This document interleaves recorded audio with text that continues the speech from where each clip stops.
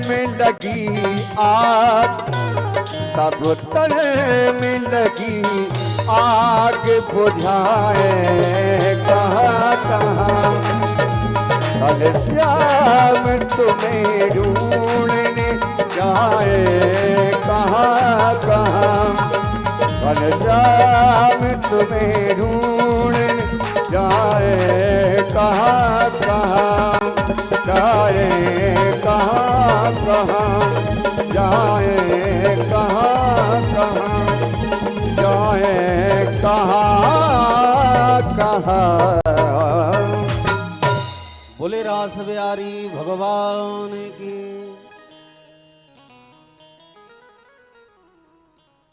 आज गोपियों ने इतना रुदन किया, क्या प्रभु मुझे छोड़ गए हो?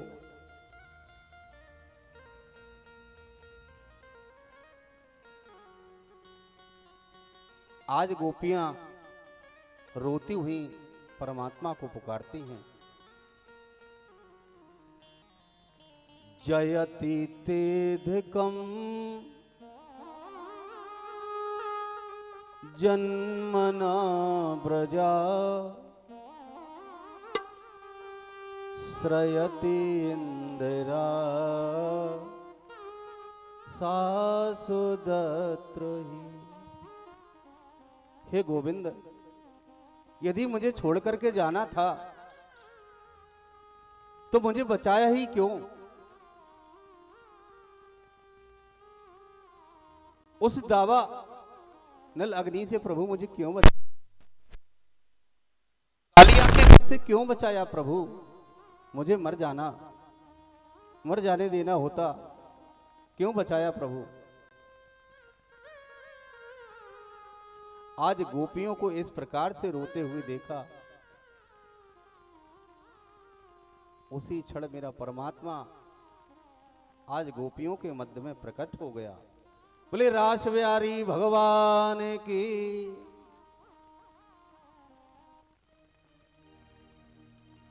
देखो एक बात आप लोगों को कहूं, जब तक हृदय में परमात्मा के प्रति भाव उत्पन्न नहीं होगा, परमात्मा प्रकट नहीं होगा।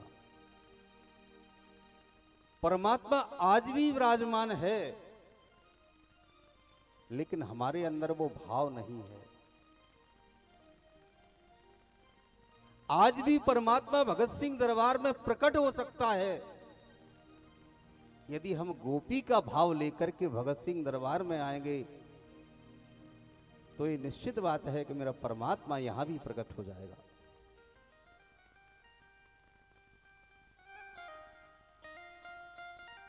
आज गोपियों के मध्य में मेरे महाप्रभु प्रकट हो गए और बड़ा सुंदर महारास प्रारंभ कर दिया मेरे प्रभु ने। जितनी गोपियां थीं उतने ही प्रभु ने स्वरूप बनाए और बड़ा सुंदर महारास प्रारंभ हुआ। जैसे ही महारास प्रारंभ हुआ, आज वाद्यों की धुनी कैलाश पर्वत पर पहुंच गई। मेरे भोले बाबा की समाधि खुल गई। जैसे ही समाधि खुली, मैया पार्वती जी बगल से चली जा रही। भोले बाबा ने पूछा, देवी जी कहां? अरे पता नहीं प्रभु, आज वृंदावन में परमात्मा की बड़ी सुंदर महाराज की लीला हो रही है, उस लीला को देखने के लिए मैं जा रही हूं। भोले बाबा बोले मैं भी चलूंगा। मैया ने कहा, प्रभु उस रास में तो केवल गोपी भाव लेकर के जो जाएगा उसी को प्रवेश मिलेगा। गोपी का स्वरूप धारण करना पड़ेगा पहले आपको, तब महाराज में पहुंच पाओगे। अब भोले बाबा क्या गोपी मन ना जाने। आज मेरे भोले बाबा ने उल्टा सीधा श्रृंगार किया। ओठन की लाली लेकर के पैरों में लगा ली, आंखन का कजरा ओठों में लगा लिया, जटा जूट उल्टे सीधे बांधे और बड़ा सुंदर आज भगवान ने श्रृंगार किया। श्रृंगार कर करके आज जैसे ही धोती पहनी और जैसे ही गोपी बनने के लिए लंबो घूंघट डालो और यमुना जी से जैसे ही निकले, यमुना जी ने कहा अरे गोपी राधे राधे। घूंघट के अंदर से आवाज नहीं आई। आवाज आती तो पता लग जाता कि भोले बाबा हैं। अरे गोपी लंबी चौड़ी तो दिखाई देती है लेकिन मुंह से आवाज नहीं निकलती। यमुना मैया ने कहा अरे गोपी राधे राधे। घूंघट के भीतर से आवाज आई, गोपी राधे राधे राधे राधे राधे राधे। आज मेरे भोले बाबा गोपी बनकर के वृंदावन के लिए चले जा रहे हैं। एक दिना भोले भंडारी जय हो। और बन के ब्रिज की नारी वृंदावन आ गए हैं, वृंदावन आ गए हैं।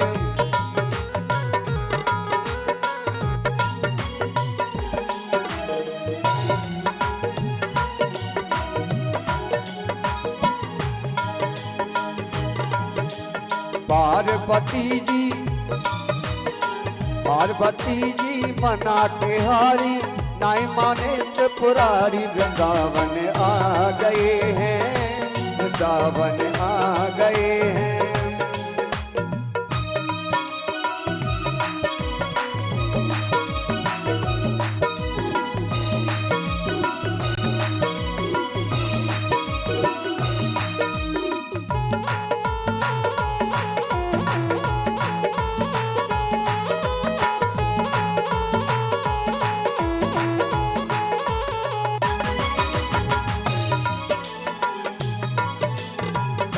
पार्वती से बोले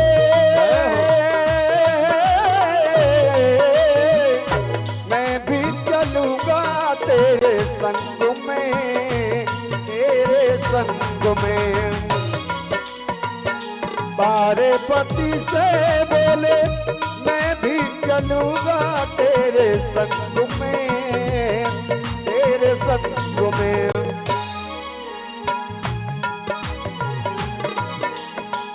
राधा संग श्यामो नाचे और मैं भी नचूंगा तेरे संग में, तेरे संग में। रास रचेगा ब्रज में भारी, रास रचेगा ब्रज में भारी। हमें बताओ प्यारी वृंदावन आ गए हैं, वृंदावन आ गए हैं, वृंदावन आ गए हैं।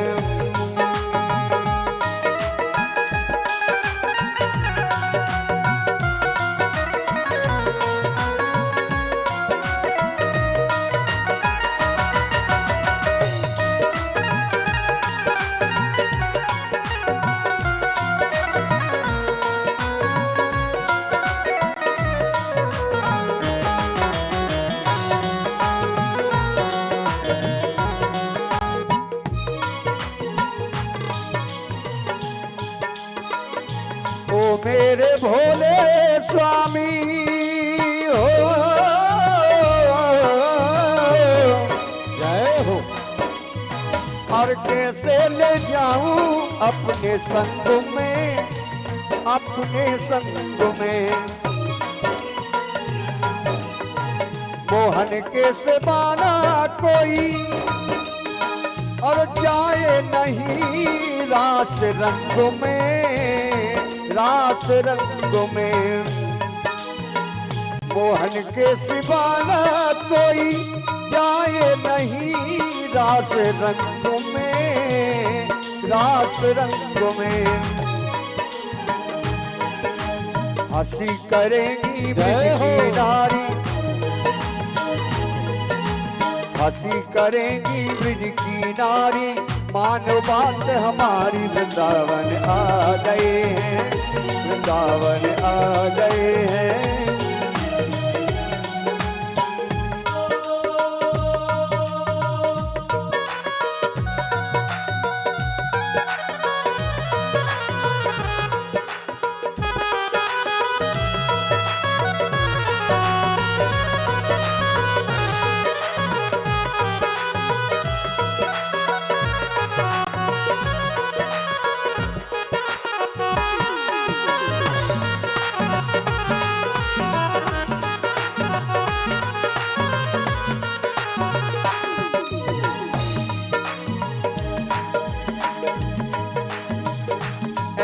सजा दो मोहे और कोई न जाने इस राज को, इस राज को। ऐसा सजा दो मोहे कोई न जाने इस राज को, इस राज को। मैं हूँ सहेली तेरी, इतना बताना ब्रिजराज को, ब्रिजराज को। बांध के जूड़ा पहन के साड़ी, बांध के जूड़ा पहन के साड़ी, चाल चले मतवारी वृंदावन आ गए हैं, वृंदावन आ गए हैं, वृंदावन आ गए हैं।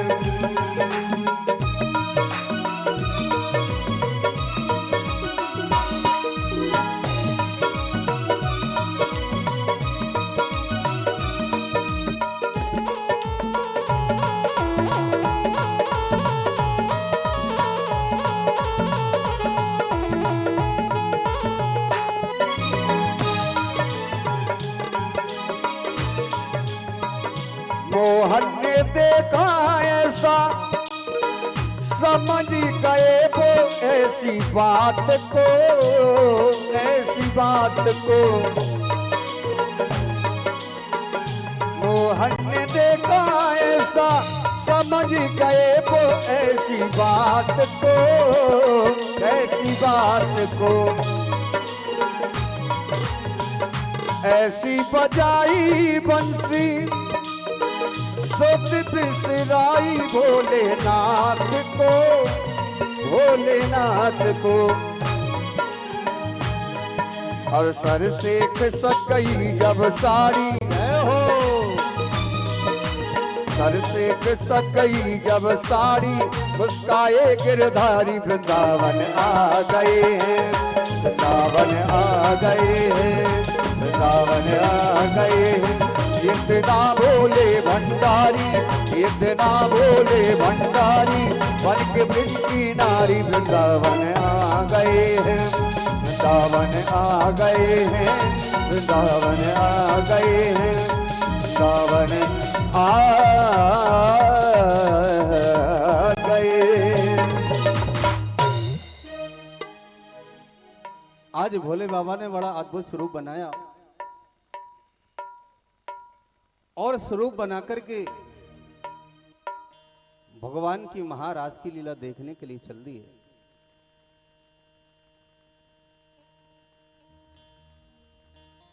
सुखदेव जी कहते हैं कि राजन परीक्षित,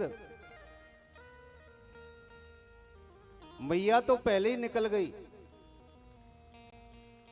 जैसे ही भोले बाबा पहुंचे, वृंदावन में प्रवेश किया, कन्हैया ने कहा, गोपियों अब महाराज की लीला प्रारंभ होने वाली है, अब किसी भी गोपी को महाराज में प्रवेश नहीं मिलेगा। दो गोपियों को ले जाकर के गेट पर लगा दिया, बिना परिचय के कोई अंदर नहीं आएगा।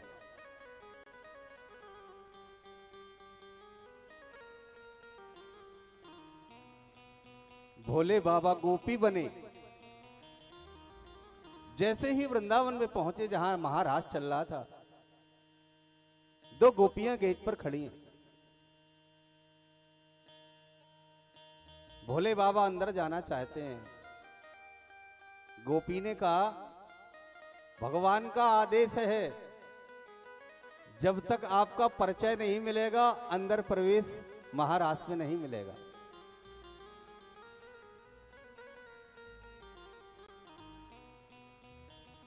भोले बाबा ने कहा कि गोपी परिचय पूछ लो, क्या परिचय चाहती हो? गोपी ने कहा, अरे गोपी तू ये बता, तू कहां के रहने वाली है? भोले बाबा चक्कर में पड़ गए, कहां का बताऊं? कैलाश पर कोई गोपी नहीं है, पार्वती जी का पहले ही प्रवेश हो चुका है महाराज में। भोले बाबा ने बात बनाई। भोले बाबा ने कहा कि गोपी मैं ब्रज 84 की रहने वाली हूं। गोपियों ने कहा, ब्रज 84 बड़ा है, कोई आई होगी गोपी, ठीक है ठीक है। अच्छा गोपी तू ब्रज 84 की रहने वाली है, तेरो नाम का है, नाम बता तू। भोले बाबा ने कहा क्या नाम बताऊंगा। भोले बाबा बोले मेरो नाम त्रिलोचना है, त्रिलोचना। और बात भी ठीक बैठ गई बिल्कुल। भोले बाबा के 3 नेत्र हैं, इसलिए उनका नाम त्रिलोचना हो गया। गोपी ने कहा तू ब्रज 84 की रहने वाली है गोपी, तेरो नाम त्रिलोचना है, लेकिन तू एक बात बता, तेरे पति को का नाम। अब भोले बाबा चक्कर में पड़ गए, क्या बताएं। प्यारे भोले बाबा ने बड़ा सुंदर जवाब दिया। भोले बाबा कहते हैं गोपी, ये सांसारिक पतियों से मेरा कोई नाता नहीं है, मेरा तो पति परमेश्वर कन्हैया आज राजमंडल में उपस्थित है। आज जैसे ही जवाब दिया, गोपी ने कहा कि जाओ अंदर रास में प्रवेश कर जाओ। आज सारी गोपियां रास मंडल में हैं, हमारे भोले बाबा भी रास मंडल में प्रवेश कर गए।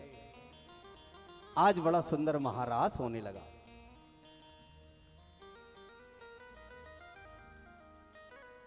सब प्रकार के वाद्य बजने लगे।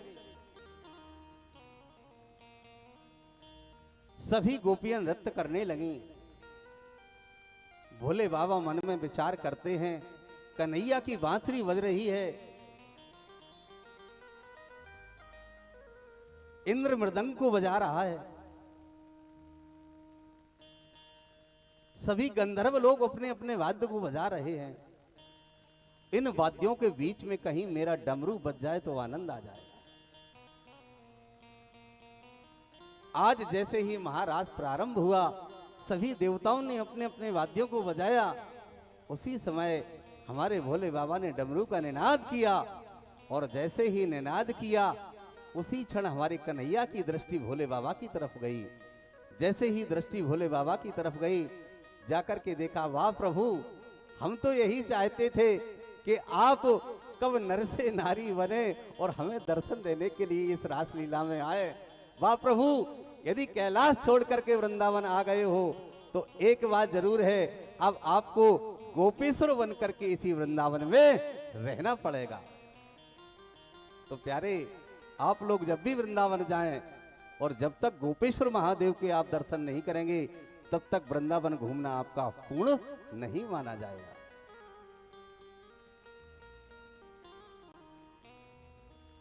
आज भगवान ने उन गोपियों के साथ में बड़ा सुंदर महाराज की लीला को किया है, और भोले बाबा को एक स्वरूप से वृंदावन में रख लिया, और एक स्वरूप से भगवान की महाराज की लीला को देख करके भोले बाबा कैलाश पर्वत पर वापस चले गए।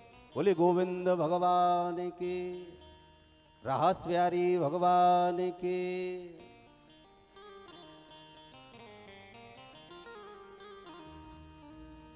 सुखदेव जी कहते हैं कि राजन परीक्षित, महाराज की लीला के बाद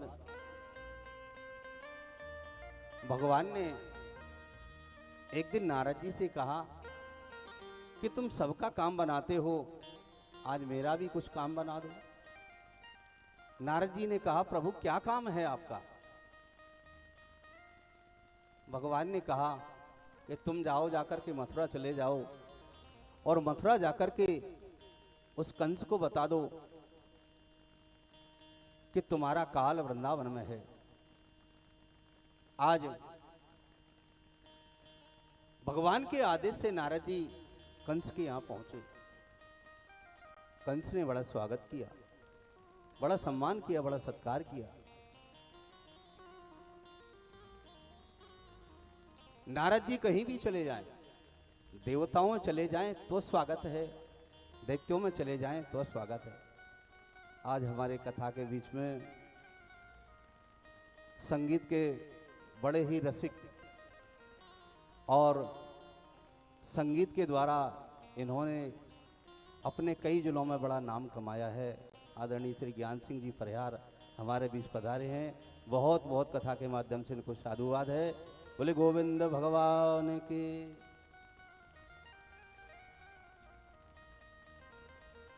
आज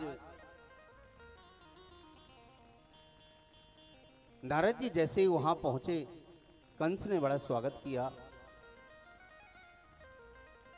नारद जी ने कहा, दैत्यराज तुम्हें पता होना चाहिए कि तुम्हारा काल कहां है। कंस ने कहा, गुरुदेव आज से 30-32 वर्ष पहले आकाशवाणी हुई थी और आकाशवाणी ने कहा था कि कंस तुम्हारा काल वृक्ष 84 में पैदा हो गया है, लेकिन बात को स्पष्ट नहीं किया था। नारद जी ने कहा, बाबा नंद के यहां जो कृष्ण के रूप में अवतरित है वही तुम्हारा काल है। आज कंस ने म्यान से तलवार निकाल ली। अरे वसुदेव, तुमने हमारे साथ बहुत बड़ा दगा किया है, आज हम तुम्हें जान से नष्ट कर देंगे। नारद जी ने कहा, दैत्यराज यदि तुमने देवकी और वसुदेव को मार दिया तो कृष्ण और बलदेव जंगल में चले जाएंगे और जब उनकी युवावस्था हो जाएगी तो वापस आकर के तुम्हें मार देंगे। इसलिए इससे अच्छा है कि तुम जाओ और किसी बहाने से कृष्ण और बलदेव को मथुरा बुलवाओ। सुखदेव जी कहते हैं कि राजन परीक्षित आज अक्रूर जी को बुलाया। अक्रूर जी से बुलाकर के कहा, अक्रूर जी तुम जाओ, जाकर के वृंदावन चले जाओ और वृंदावन से कृष्ण और बलदेव को लेकर के आओ।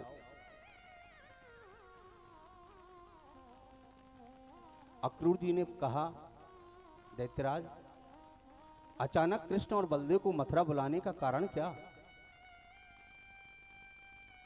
कंस ने कहा, अक्रूर जी देव ऋषि नारद के द्वारा मुझे पता चला है कि यही हमारे काल हैं। कृष्ण और बलदेव मथुरा में आएंगे तो किसी ना किसी बहाने हम उन्हें मौत के घाट उतार देंगे।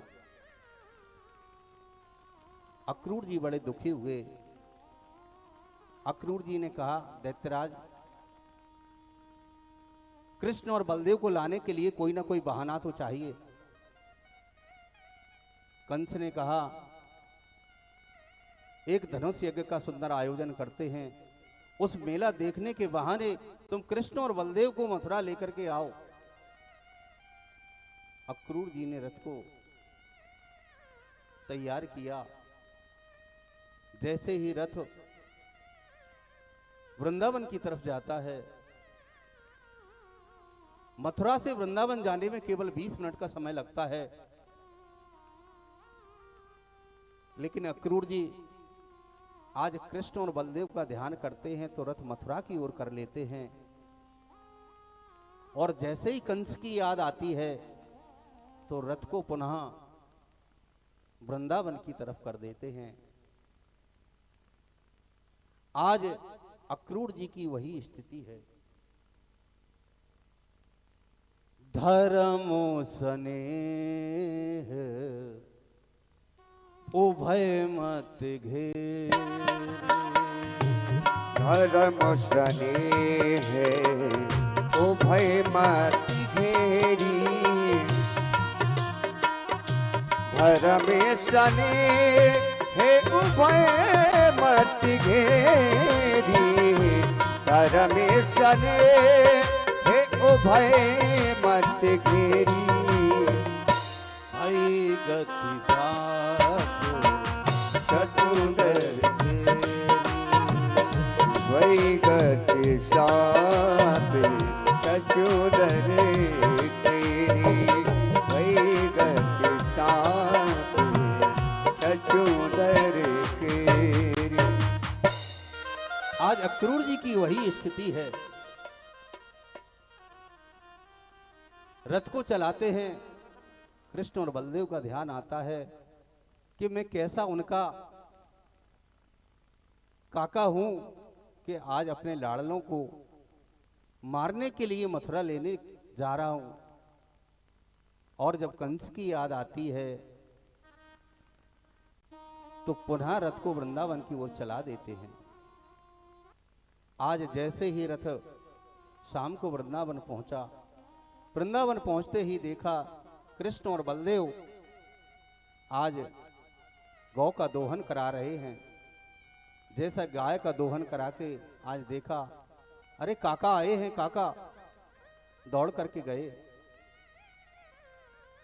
चरणों का स्पर्श किया, चलो काका चल करके गाय का दर्शन कराते हैं।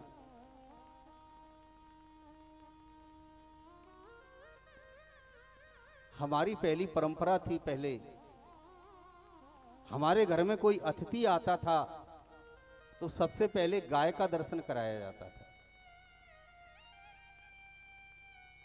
अब बदलते बदलते परंपरा आ गई है, अब चाय का दर्शन होता है सबसे पहले। गाय के दर्शन से पता लग जाता था कि अतिथि के यहां सब व्यवस्था है।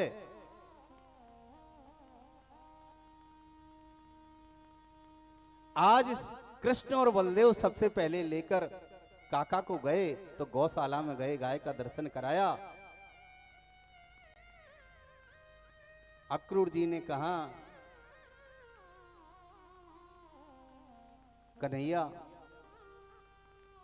कंस ने तुम्हें मेला देखने के बहाने मथुरा बुलाया है, हम तुम्हें लेने के लिए आए हैं और उसका ये षड्यंत्र है कि वो तुम्हें मार देगा। आज जैसे ही पहना दो बेटा जल्दी से। बोले गोविंद भगवान की। बहुत सुंदर।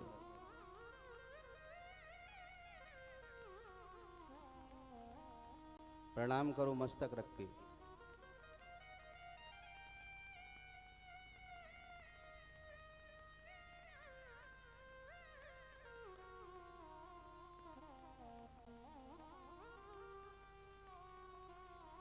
बोले गोविंद भगवान की।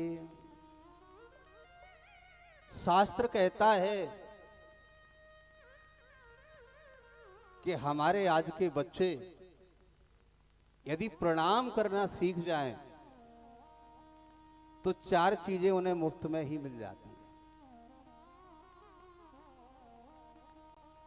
अभिवादनस्य शीलस्य आयुर्विद्या यशो वलम। लेकिन प्रणाम करना ही नहीं आता। प्रणाम कैसे करना चाहिए? पाए नाथ में पाए गुसाई, भूतल परे लकुट की नहीं, ऐसे प्रणाम करना चाहिए। लेकिन लोग जाते हैं मंदिरों में, जे नर कपड़न को डरे और नरक परन को नाय। कपड़ों का डर है, कई सुंदर वस्त्र गंदे ना हो जाएं लोट लगाने से। और शास्त्र कहता है कि जिसने अभिवादन करना सीख लिया, जिसने सम्मान करना सीख लिया, जिसने प्रणाम करना सीख लिया, उसको परमात्मा 4 चीजें मुफ्त में ही प्रदान कर देता है। एक तो आयु, दूसरी विद्या, तीसरा यश और चौथा बल अपने आप प्रदान हो जाता है। ये बुजुर्गों का आशीर्वाद है। आज तो प्रणाम करने की अलग अलग परंपरा चल गई है। पहले एक दौर था, लोग कहते थे श्रीमन नारायण, भैया नारायण नारायण। फिर दौर आया जय श्री राम, जय श्री राम।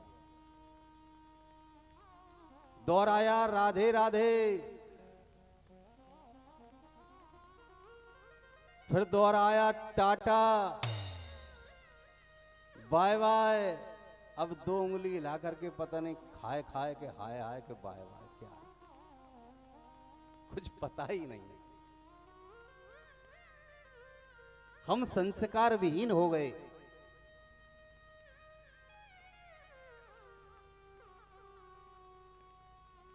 आज कृष्ण और बलदेव ने अपने काका के चरणों को स्पर्श किया। स्पर्श करते ही आने का कारण पूछा। अक्रूर जी ने कहा, कन्हैया, कंस ने तुम्हें मेला देखने के बहाने मथुरा बुलाया है, आपको मेरे साथ चलना पड़ेगा। कृष्ण बलदेव ने कहा, अक्रूर जी, तुम मेरी मैया यशोदा से ये बात मत कहना। आज जैसे ही अक्रूर जी को घर के अंदर लेकर के गए, आज नंद बाबा ने अक्रूर जी से कुशलता पूछी। कुशलता पूछने के बाद में आज मैया के कान में जैसे ही आवाज पड़ी, अक्रूर जी के द्वारा आज बाबा नंद को बताया गया कि कंस ने कृष्ण और बलदेव को मथुरा बुलाया है। मैया भोजन कर रही थी, आज भोजन का ग्रास मैया के हाथ से छूट गया। मेरे प्राण प्यारे कृष्ण और गोविंद को लेने के लिए कौन आ गया?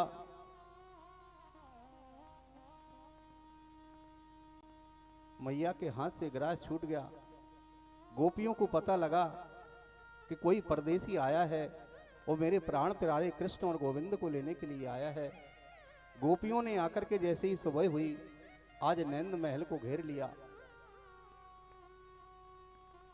सुबह जैसे ही नंद महल का दरवाजा खोला गया, गोपियां दरवाजे के बाहर खड़ी हैं।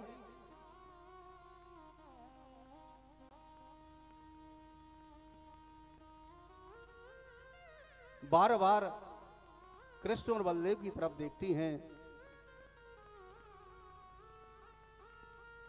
कि मेरे प्राणनाथ कृष्ण और बलदेव को लेने के लिए कौन आ गया?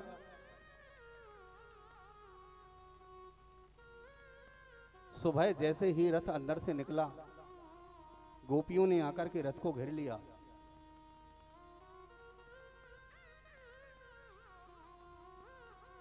रथ चलने के लिए तैयार है।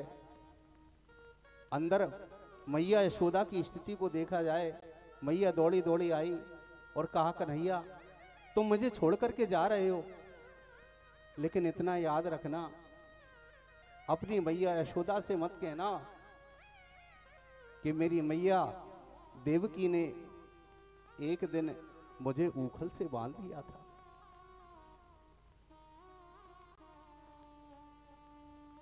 आज मैया यशोदा दौड़ी दौड़ी आई, गोविंद को हृदय से लगा लिया, कन्हैया को हृदय से लगा लिया। गोपाल, मुझे छोड़ करके जा रहे हो? मां, मैं 2 दिन के लिए जा रहा हूं।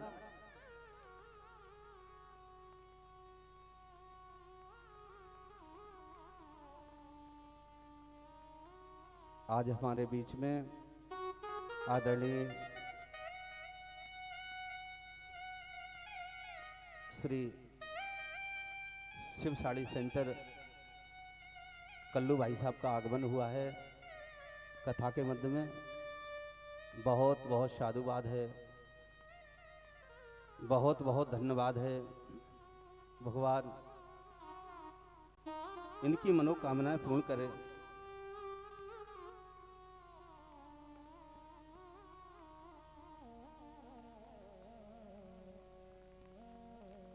आज स्थिति वही है। मैया दौड़ी दौड़ी आई, लाला मथुरा के लिए जा रहा है, माखन मिश्री लेते जा, रास्ते में तुझे भूख लगे तो विश्राम घाट पर बैठ करके थोड़ा प्रसाद पा लेना, लेकिन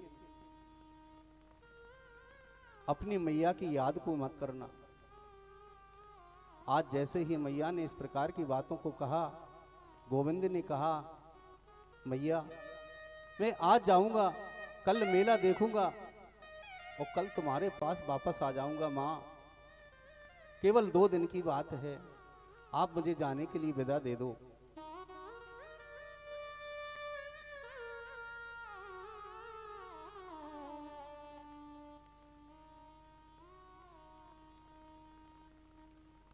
श्याम लेता है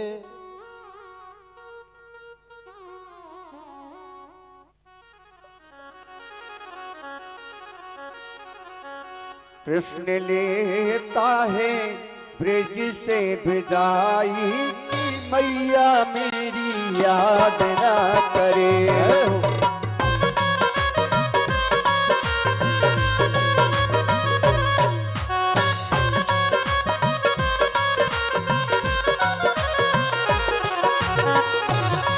कृष्ण लेता है, कृष्ण लेता है ब्रिज से विदाई की मैया मेरी याद ना करे। कृष्ण लेता है,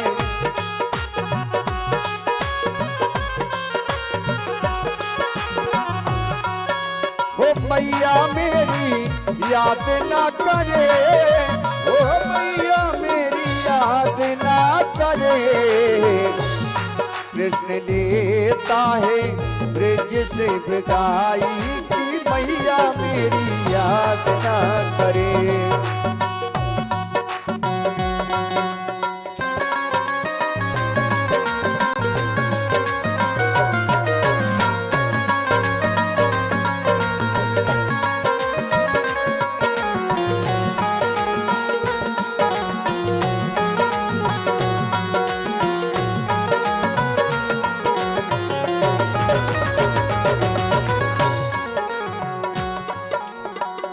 धनुष याग की,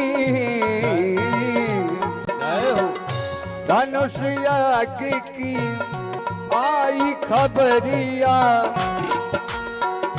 जाना है मोहे मथुरा नगरिया, जाना है मोहे मथुरा नगरिया।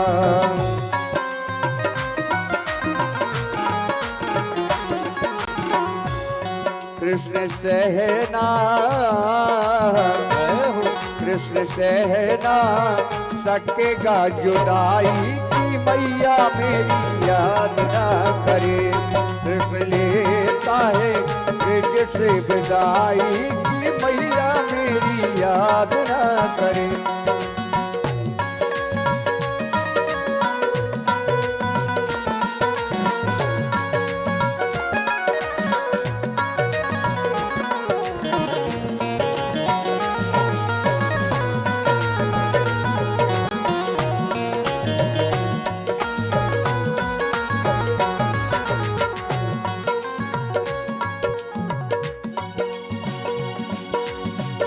ब्रजवासी सब विलख रहे हैं, गम में बछड़े रोए रहे हैं, गम में बछड़े रोए रहे हैं।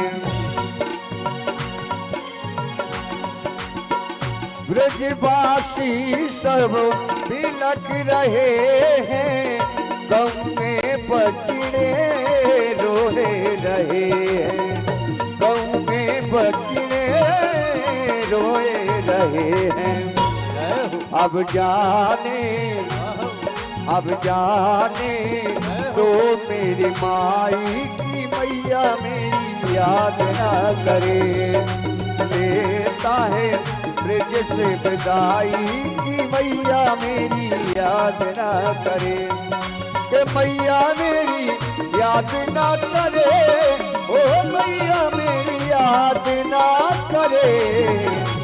कृष्ण लेता है ब्रिज से विदाई की मैया मेरी याद ना करे।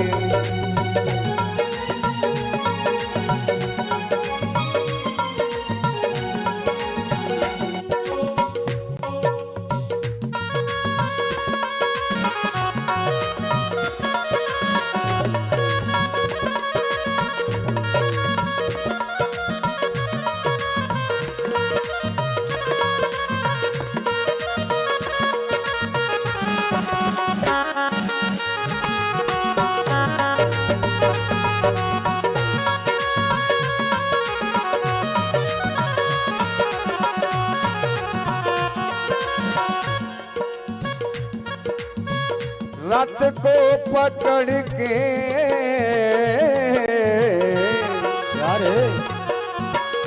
रथ को पकड़ के राधा रोए, रथ को पकड़ के राधा रोए,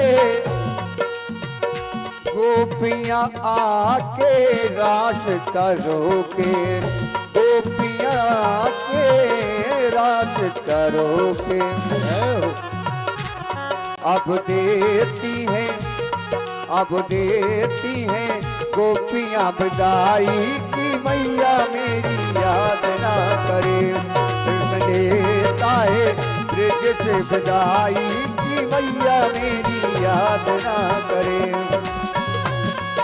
कि मैया मेरी याद ना करे, हो मैया मेरी याद ना करे। कृष्ण लेता है ब्रज से विदाई कि मैया मेरी याद ना करे। कृष्ण लेता है ब्रज से विदाई कि मैया मेरी याद ना करे। ओ मैया मेरी याद ना करे, ओ मैया मेरी याद ना करे।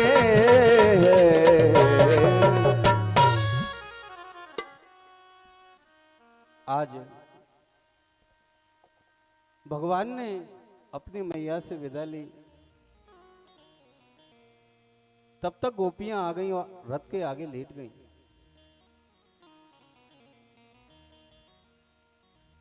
भगवान ने गोपियों से कहा कि गोपी, यदि आप मुझे मथुरा नहीं जाने दोगे तो मेरी लीला संपन्न नहीं होगी।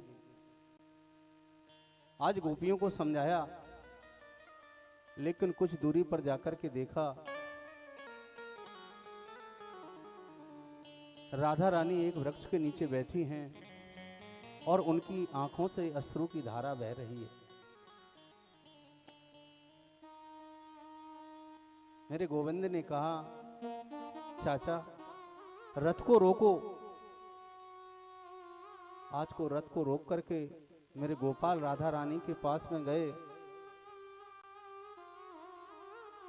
जाकर के देखा कि राधा रानी की आंखों से अश्रु की धारा बह रही है। गोविंद ने कहा, राधे तुम रो रही हो? आज गोविंद ने अपनी बांसुरी निकाल करके राधे को दिया। राधे, आज के बाद मैं बांसुरी का निनाद नहीं करूंगा। ये बांसुरी तुम्हें ब्रज की रक्षा के लिए देके जा रहा हूं, लेकिन मैं तुमसे एक वचन चाहता हूं। राधा रानी ने कहा, गोविंद क्या चाहते हो अब मुझसे? राधा रानी ने कहा, गोविंद अब लौटकर कब आओगे? कन्हैया ने कहा कि राधे, यदि मथुरा से लौट करके मैं वृंदावन वापस आ गया तो मेरी लीलाएं पूरी नहीं हो पाएंगी। हमारा अवतार लीला करने के लिए हुआ है। मैं भी तुमसे एक वचन चाहता हूं। राधा रानी ने कहा, गोविंद क्या वचन चाहते हो?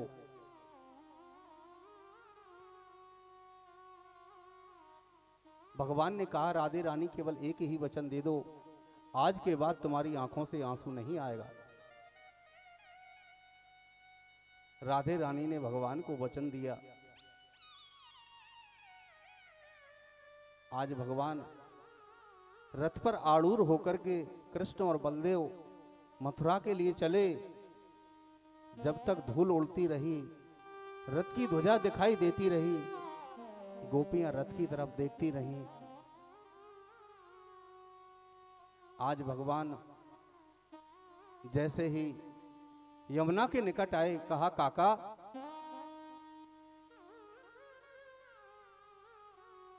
हाँ प्रभु। अक्रूर जी के मन में शंका पैदा हो गई थी, एक ऐसा ब्रह्म पागल है। गोपियां रोई तो ये भी रोने लगा। मैं तो समझता था ये ब्रह्म है, लेकिन पागल गोपियों के पीछे रो रहा है।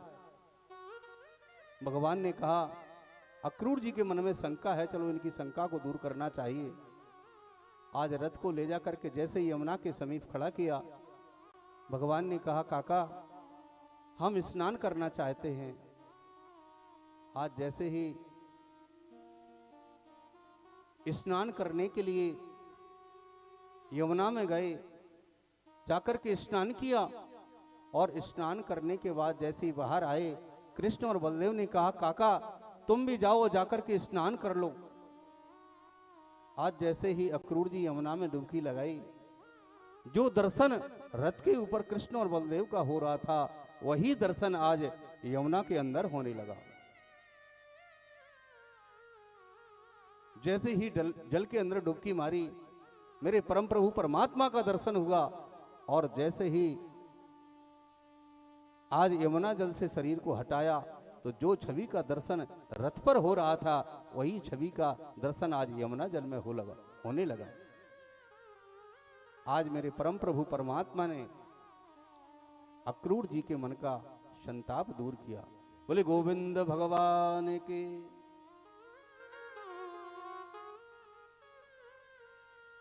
इधर बाबा नंद और कुछ ग्वालवाल भगवान के आज मथुरा के लिए प्रस्थान किया।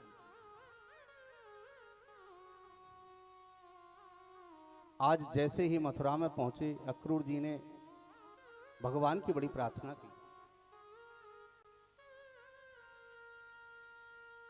नमस्ते वासुदेवाय सर्वभूतक्षाय च ऋषिकेशाय नमस्तुभ्यं प्रपन्नाय मां प्रभु। हे प्रभु, आपको बारंबार प्रणाम है। अक्रूर जी ने कहा, प्रभु हमारे घर को पावन करने के लिए नहीं चलोगे? भगवान ने कहा, अक्रूर जी एक ना एक दिन मैं आपके घर जरूर आऊंगा।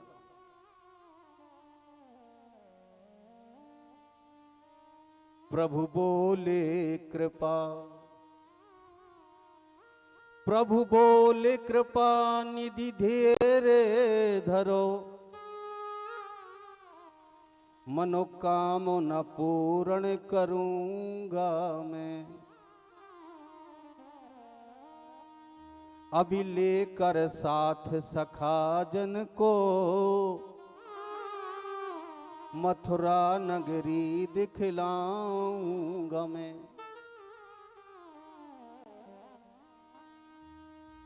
फिर कंस कुमार के बंधन से निज मात पिता को छुड़ाऊंगा मैं। तब नेह स्नेह के मंदिर में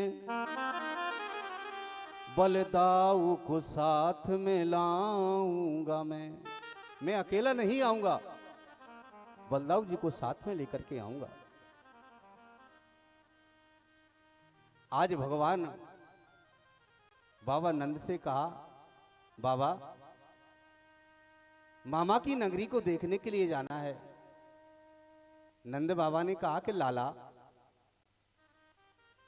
अकेलो तू जंगल में गाय चराने के लिए जावे? ये तेरी मामा की मथुरा नगरी है, यहाँ बड़े बड़े राजा महाराजाओं की सवारी आवे।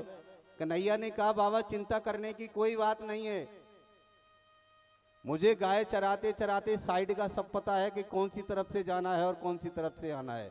बाबा बिल्कुल चिंता मत करो। अब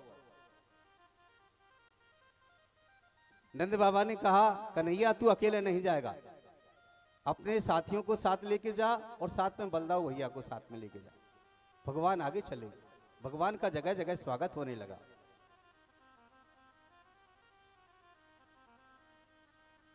आज जय जयकार होने लगी।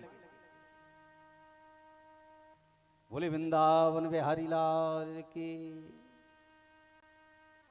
गोविंद मेरो है, गोपाल मेरो है, गोविंद मेरो है, गोपाल मेरो है, गोविंद मेरो है, गोपाल मेरो है। श्री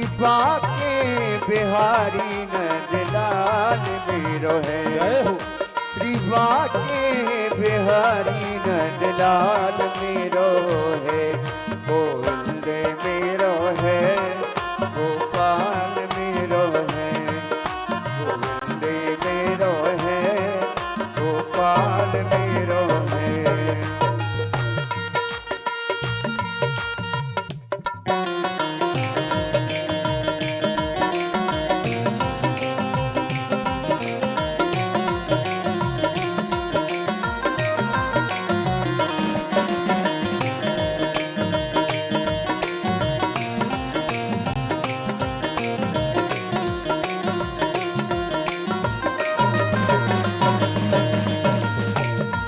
श्री बाके बिहारी नंद लाल मेरो है, श्री बाके बिहारी नंद लाल मेरो है, श्री बाके बिहारी नंद लाल मेरो है, गोविंद मेरो है, गोपाल मेरो है, गोविंद मेरो है, गोपाल मेरो है, गोविंद मेरो है, गोपाल मेरो है।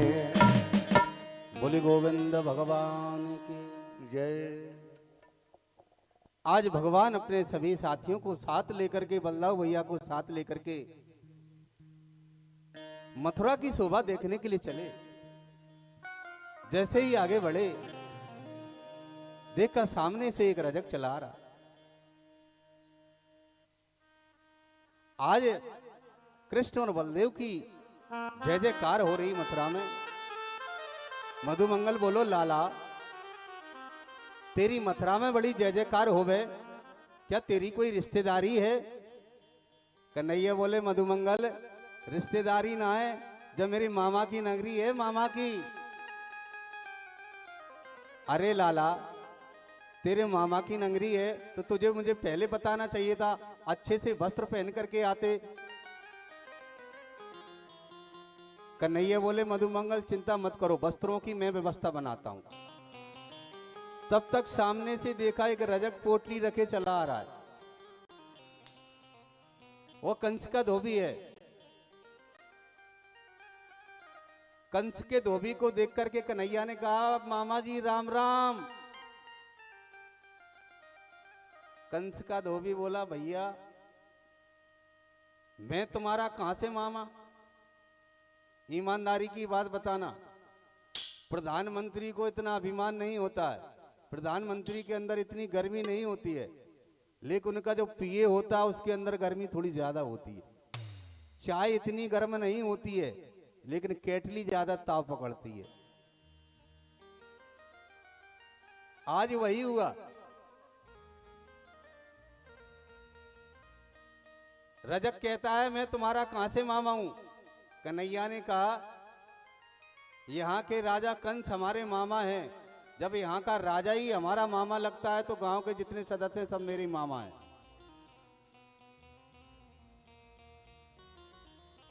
आज वह कंस का धोबी कन्हैया से कटु वचनों को कहा। भगवान को क्रोध आया।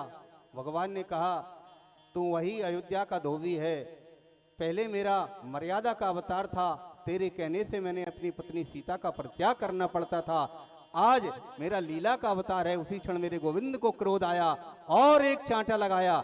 चांटा लगाते ही उसकी गोविंद आए नमो नमः हो गई। कन्हैया ने कहा मधुमंगल वस्त्रों की पोटली तेरे सामने पड़ी है, वस्त्र पहन ले। ईमानदारी की बात बताना आप लोग, 6 साढ़े 6 फुट का कोई व्यक्ति हो और गोविंद की उम्र कितनी है जो मथुरा में आए हैं?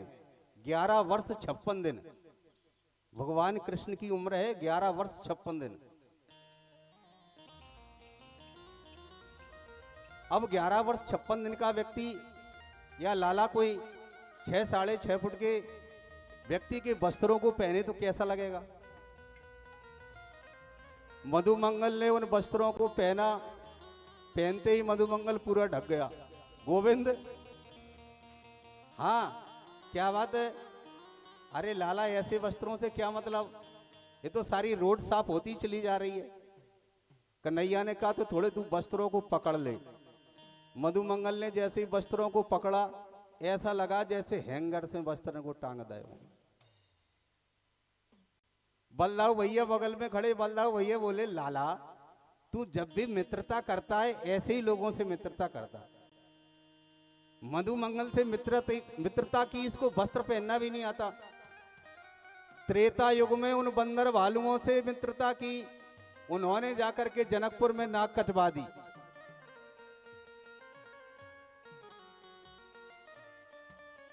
कन्हैया बोले क्या नाक कटवा दी? तो बलदाऊ भैया ने बताया कि त्रेता युग में एक बार क्या हुआ, राम जी सरकार के यहां और किशोरी जी के यहां जनकपुर में आज जनक जी ने एक सुंदर भंडारे का आयोजन करवाया।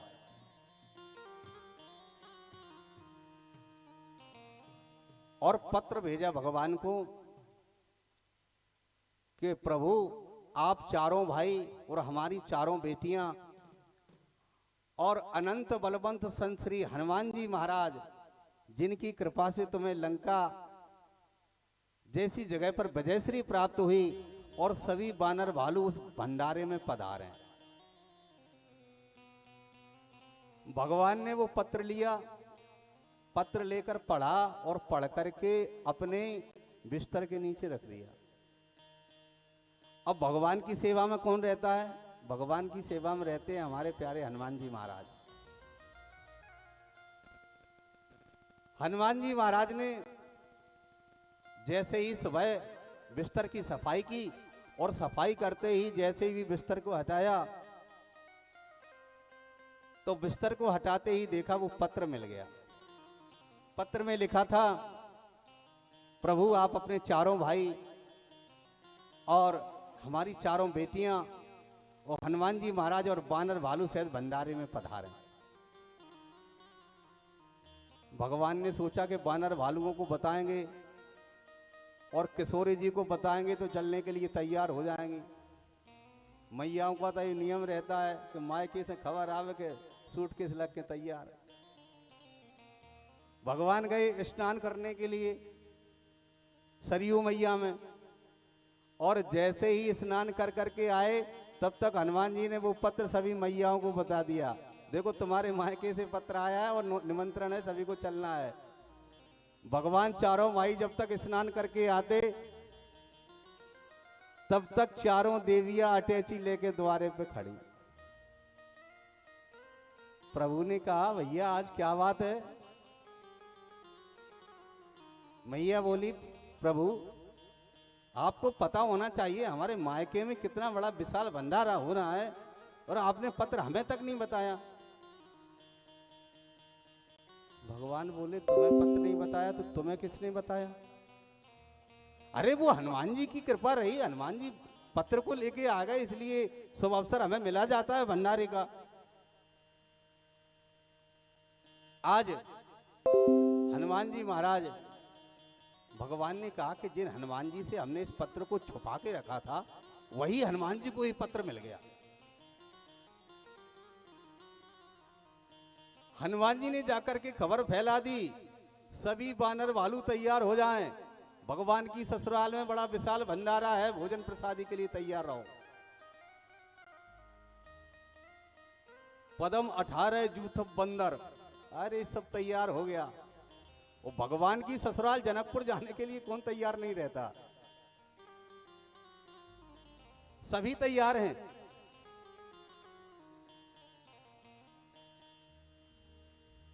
लक्ष्मण जी आ गए। भगवान ने लक्ष्मण जी से कहा, लक्ष्मण ये बानर भालू साथ में ससुराल में जा रहे हैं, गड़बड़ ना हो कुछ। लक्ष्मण जी ने कहा प्रभु तुम जानो ये बानर भालू जाने, मुझे झंझट में मत डालो इसमें। हनुमान जी से कहा कि ऐसा करते हैं फिर कभी चलेंगे। हनुमान जी ने कहा कि प्रभु एक बार तो मौका मिल रहा है भोजन करने का, उसके लिए आप मना कर रहे हो? हम सभी चलेंगे भोजन करने के लिए। भगवान ने कहा भोजन करने के लिए चलोगे लेकिन जिम्मेदारी कौन लेगा? हनुमान जी ने कहा प्रभु जिम्मेदारी हमारी, कोई भी बंदर गड़बड़ नहीं करेगा।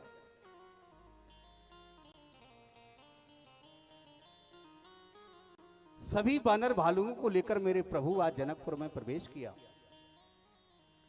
जैसे ही जनकपुर में प्रवेश किया, भंडारे की सारी व्यवस्था है, आसन डाली गई,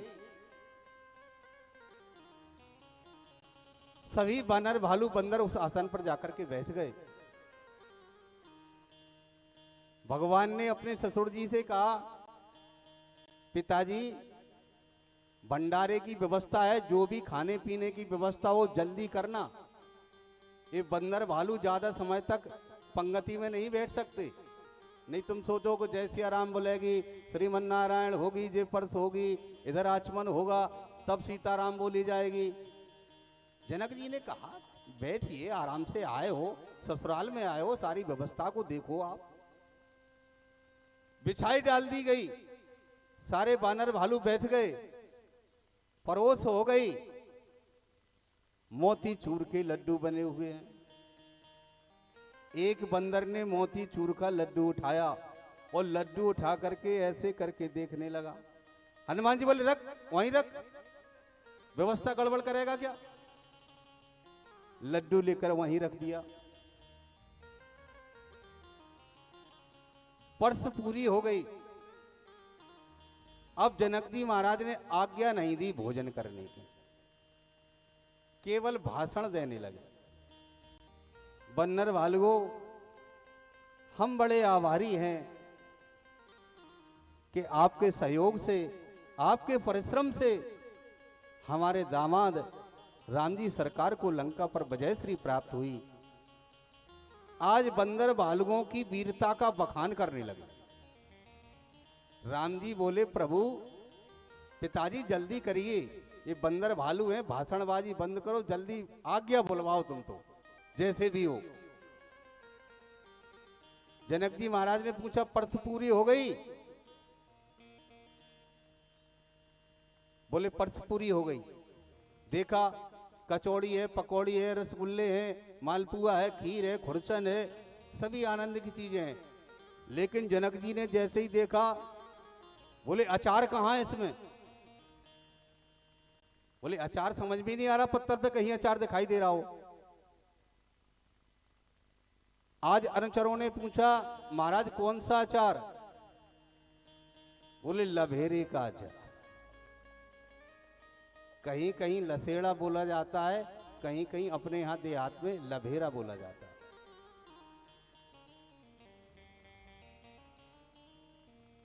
जनक जी महाराज ने कहा कि लभेरे के अचार को परसिए।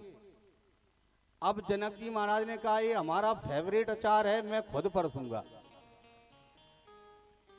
जनक जी महाराज एक एक करके उस अचार को परसने लगे। परसते जा रहे, परसते जा रहे, परस पूरी हो गई। जैसे ही परस पूरी हुई, जनक जी महाराज ने कहा हाँ बंदर भालुओं, सीताराम भंडारे की आज्ञा है, पाओ। बंदर भालुओं ने मन में विचार किया कि भगवान के ससुर साहब हैं, इनने कोई विशेष वस्तु परसी है, सबसे पहले इसी को खाना चाहिए। तो सबसे पहले बंदर भालुओं ने उठाया तो वो लभेरे को अचार उठाओ, और जैसे ही अचार उठाया वो लभेरे का, और जैसे ही उसको दबा करके देखा, वो गुठली ऊपर की तरफ भागी। जैसे ही वो गुठली लभेरे की ऊपर की तरफ भागी, सब बंदर भालू भी उड़ने लगे। हनुमान जी महाराज ने कहा चुप क्यों बैठते हो? बंदर भालुओं ने जवाब दिया हनुमान जी महाराज, लंका में बड़े बड़े राक्षस नहीं उचक पाए, जो गुठली उचक के कहां जा रही, पहले जाए पकड़ेंगे। व्यवस्था ही पूरी खराब हो गई। सब बंदर भालू वो गुठली पकड़ने के चक्कर में उड़ने लगे, पंगत गड़बड़ हो गई। राम जी सरकार ने कहा हनुमान जी जो व्यवस्था को संभालो। हनुमान जी ने कहा कि प्रभु अब हमारे पिताजी को जो व्यवस्था नहीं संभाल सका। बोले गोविंद भगवान की। तो हमारा कहने का भाव एक ही है कि परमात्मा जब मित्रता करता है तो भाव को नहीं देखता कि ये बंदर है, ये भालू है, ये मधुमंगल है, कौन है, वो तो केवल अंदर का भाव देखता है, शरीर और स्वरूप परमात्मा कभी नहीं देखता। आज मधुमंगल को वस्त्रों को धारण कराया है। आज भगवान कृष्ण और बलदेव के साथ में मधुमंगल बोलो लाला, ये वस्त्रों को ठीक करा दे तो थोड़ा आनंद आ जाए। पास में गए, देखा एक दर्जी था, दर्जी से उन वस्त्रों को ठीक कराया है। मधुमंगल बोलो लाला, वस्त्र तो सुंदर हो गए तेरे जैसे, बगलबंदी कस गई शरीर के अंदर, अब थोड़ी सी अगर माला मिल जाए पहनने के लिए। ब्रजवासियों का एक नियम है, ब्रजवासी कभी भी ठाकुर जी को माला नहीं चढ़ाता। ब्रजवासी जाएगा बिहारी जी के मंदिर में, माला ले जा करके दिखा देगा, लो प्रभु तुम्हें ये माला समर्पण है, और खुद पहन लेगा। ब्रजवासियों का ये नियम है, ठाकुर जी तुम्हें अर्पित कर दी, हो गई अर्पित, लेकिन जैसे तुम लग रहे वैसे मुझे भी लगना चाहिए कि मैं तुम्हारा भक्त हूं। आज भगवान ने सभी को मालाएं पहनाई। मधुमंगल बोलो लाला, सुंदर बगलबंदी कस गई, माला भी पहन ली, अगर जब तक माथे पे थापक धुआ चंदन ना पोत हो जाए तब तक ब्रजवासी से नाए लागें। सामने से देखा कंस की दासी कुब्जा चली आ रही है। हमारे ठाकुर जी ने देख करके कहा, अरे सुंदरी, ईमानदारी की बात बताना, किसी से कभी कोई व्यक्ति ने सुंदर ना कहा हो, उससे तुम सुंदर कह दो तो कितना हृदय उसका गदगद हो जाएगा। आज ठाकुर जी ने कहा, अरे सुंदरी, ये थोड़ा चंदन यदि आप मुझे लगा दें तो आनंद आ जाएगा। आज जैसे ही भगवान के शब्दों को सुना, उस कोजा ने वो चंदन का पात्र लेकर के आज ठाकुर जी को लगा दिया। कुब्जा कहती है कि आज मुझे चंदन का सही अधिकारी मिला है। सभी ग्वाल वालों को चंदन लगाया है, कुब्जा ने सभी ग्वाल वालों को चंदन लगाया, कृष्ण बलदेव को चंदन लगाया। मधुमंगल बोलो लाला, जब कुब्जा ने बड़ी मेहनत से कितना सुंदर जो कंस के लिए चंदन लेके जा रही थी वो आपको लगाया है, इसे कुछ दे दो। कन्हैया ने कहा, मधुमंगल क्या दे दूं? मधुमंगल ने कहा कि लाला, ये 3 जगह से टेढ़ी, इसको जिंदगी दे दो। उसी क्षण मेरे गोविंद ने एक पैर उसके अंगूठे पे रखा और हाथ का सहारा जैसे ही ठुड्डी से लगाया, सुंदर नारी बनकर के तैयार हो गई। प्रभु की बड़ी प्रार्थना को किया है।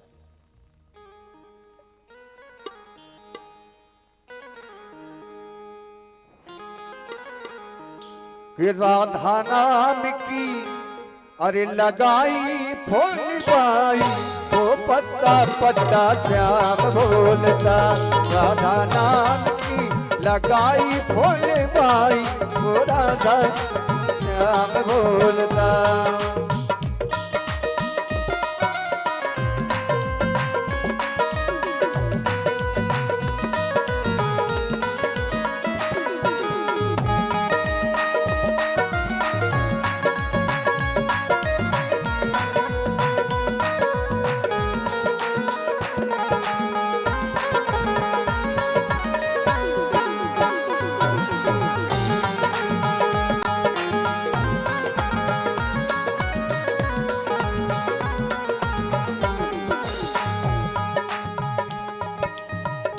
गली गली में महकी उसी की जय हो।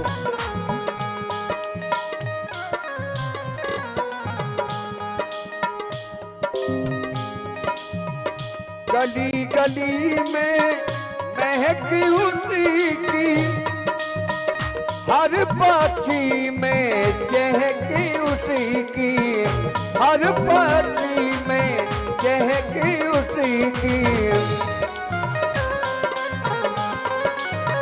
ओ नाचे ओ नाचे ओ नाचे मोर काली,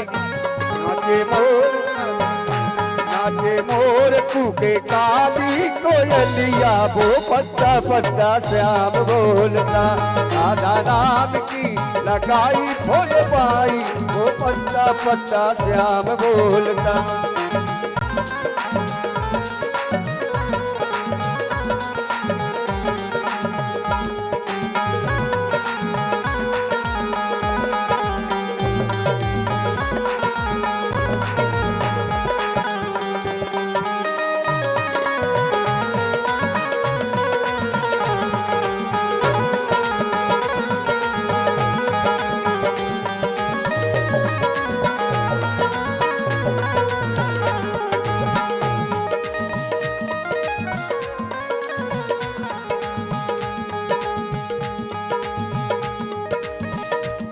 राधा नाम का खिल गया उपवन,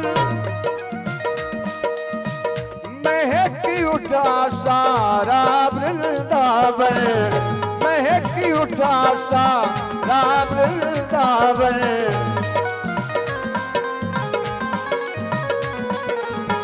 राधा नाम का खिल गया उपवन, महक उठा सारा वृंदावन। ओ गूंजे आ गूंजे आ गूंजे गली गली में शोर भारी, वो पत्ता पत्ता श्याम बोलता, राधा नाम की लगाई भोले भाई, वो पत्ता पत्ता श्याम बोलता।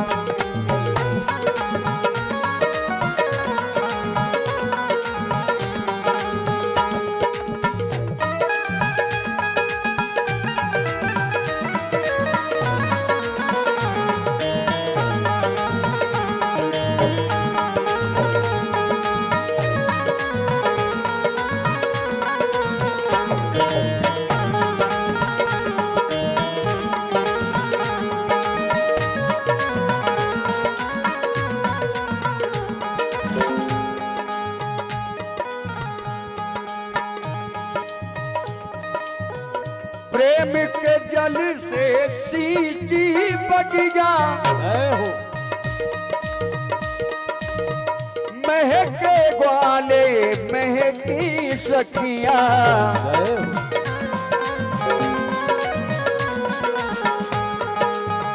प्रेम के जल से सींची बगिया, महके ग्वाले महकी सखिया, महके ग्वाले महकी सखिया। सब रस तन को लागे वो प्यारी, वो पत्ता पत्ता श्याम बोलता, राधा नाम की लगाई भोले भाई, वो पत्ता पत्ता श्याम बोलता।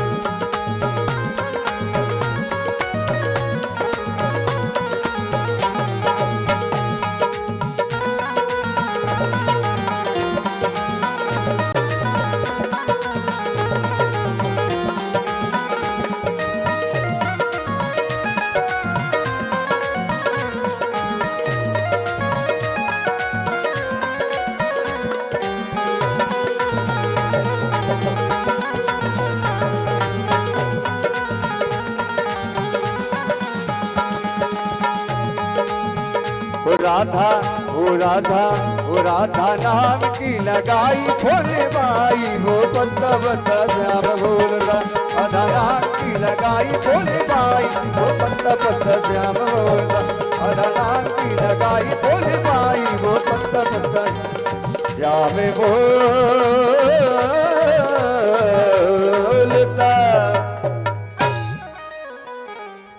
आज भगवान ने कुब्जा के ऊपर कृपा की। कुब्जा ने कहा, प्रभु एक न एक दिन आपको हमारे घर को जरूर पावन करना होगा। भगवान ने आशीर्वाद दिया, कुब्जा अभी हम जाकर के सबसे पहले कंस का वध करेंगे और अपने माता पिता को कंस के कारागार से छुड़ाएंगे।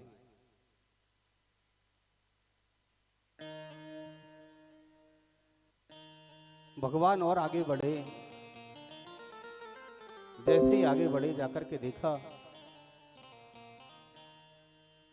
आज जहां सुंदर मेला का आयोजन था, उस रंग महल में जाकर के देखा, एक रंगमंच पर सुंदर धनुष रखा हुआ है। आज कृष्ण और बलदेव गए, बड़ी सुरक्षा है उस धनुष की। जाकर के कृष्ण और बलदेव ने उस धनुष का पूजन किया। मेरे गोविंद ने आज जो धनुष की रखवारी कर रहे थे, उन सिपाहियों से पूछा, मैं इस धनुष को थोड़ा उठा करके देख लूं क्या?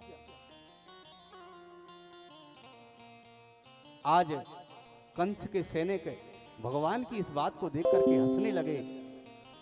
अरे छोटा सा नन्हा सा बालक इस शिव धनुष को उठाएगा क्या?